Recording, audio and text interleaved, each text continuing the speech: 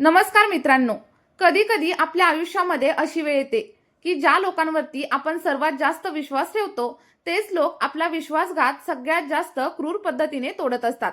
आणि जेव्हा रक्षण करणारेच भक्षक बनतात तेव्हा आपण न्याय कुणाकडे मागायचा हा प्रश्न आपल्या समोर उभा राहतो. महाराष्ट्रामधील कोल्हापूर हे शहर इतिहास, संस्कृती आणि शांततेसाठी ओळखलं जातं. पण काही महिन्यांपूर्वी या शहरामध्ये घडलेल्या एका घटनेने संपूर्ण शहर मात्र हादरून गेलं. ही गोष्ट आहे 22 वर्षांच्या निरागस मुलीची आणि वर्दीमधील एका अधिकाऱ्याच्या काळ्या चेहऱ्याची. मोबाईल हरवल्यापासून सुरू झालेली ही गोष्ट पुढे खोट्या प्रेमाच्या जाळ्यात अडकत जाते आणि त्यानंतर शेवटी 3 वेळा झालेल्या गर्भपातापर्यंत पोहोचते. ही कथा ऐकल्यानंतर तुम्हालाही विचार करायला भाग पडेल. त्यामुळे व्हिडिओ सुरू करण्याअगोदर एक छोटीशी विनंती आहे. तुम्हाला जर अशा सत्य घटनांवरती आधारित कथा ऐकायला आवडत असतील तर आपल्या या व्हिडिओला एक लाईक करा. सोबतच चॅनलवरती नवीन असाल तर चॅनलला सबस्क्राईब करा आणि सोबतच बेल आयकॉनचं बटन देखील नक्कीच प्रेस करा. ही कथा आहे प्रिया कदम नावाच्या एका तरुणीची. प्रिया मूळची सांगली जिल्ह्यामधील एका छोट्या गावातील होती. घरची परिस्थिती साधारण असली तरी तिची स्वप्न मात्र मोठी होती. शिक्षण पूर्ण केल्यानंतर तिने कोल्हापूरमध्ये एका प्रायव्हेट कंपनीमध्ये नोकरी सुरू केली.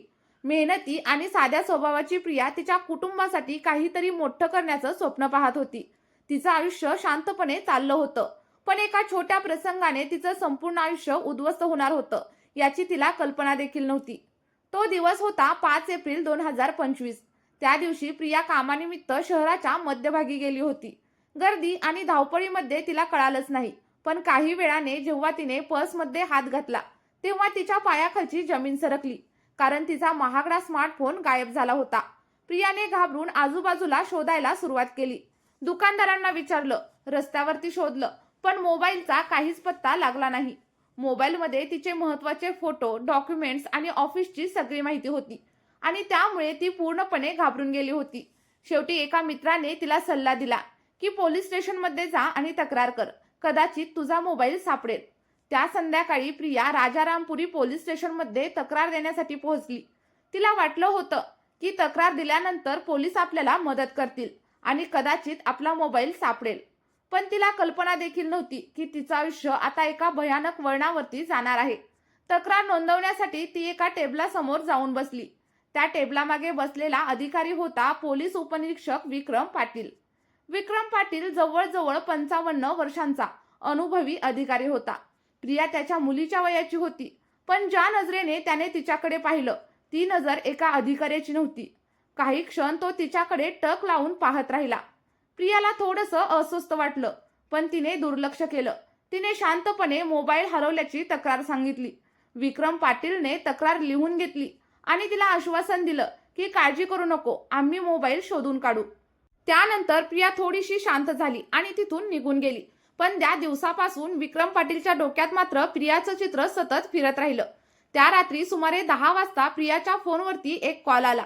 स्क्रीनवर नंबर अनोळखी होता. प्रिया थोडी घाबरत कॉल उचलते आणि समोरून आवाज आला, हॅलो, प्रिया बोलताय का? मी PSI विक्रम पाटील बोलतोय. तो म्हणाला की तुमचा नंबर कन्फर्म करण्यासाठी फोन केला आणि काही अपडेट मिळालं तर सांगायला. प्रियाला वाटलं की पोलीस अधिकारी इतक्या काळजीने आपली मदत करत आहेत, म्हणजे आपला मोबाईल नक्की सापडेल. पण हा फोन फक्त एका गोष्टीची सुरुवात होती हे मात्र तिला माहीत नव्हतं. हळूहळू विक्रम पाटील प्रियाला वारंवार फोन करू लागला. सुरुवातीला केसबद्दलचं बोलणं आणि नंतर साध्या गप्पा, मग रोजचं बोलणं आता सुरू झालं.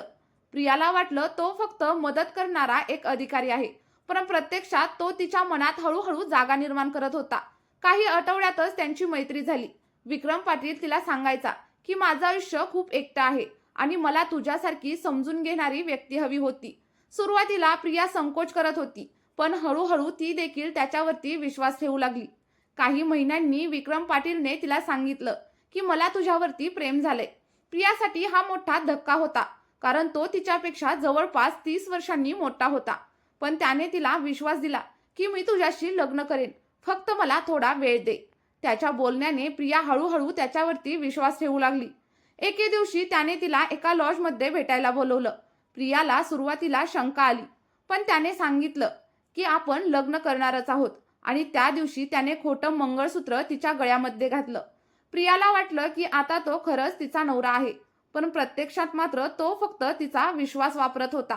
आणि त्या दिवसानंतर विक्रम पाटीलने प्रियाचा पूर्णपणे गैरफायदा घ्यायला सुरुवात केली.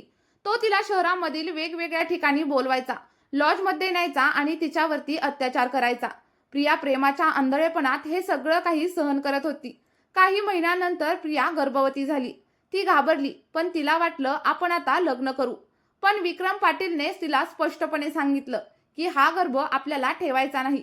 प्रियाने नकार दिला, पण त्याने दबाव टाकून तिचा गर्भपात करून घेतला. त्यानंतर पुढील 1 वर्षामध्ये प्रियाला 3 वेळा गर्भवती केलं आणि तिन्ही वेळा जबरदस्तीने तिला गर्भपात करायला लावला.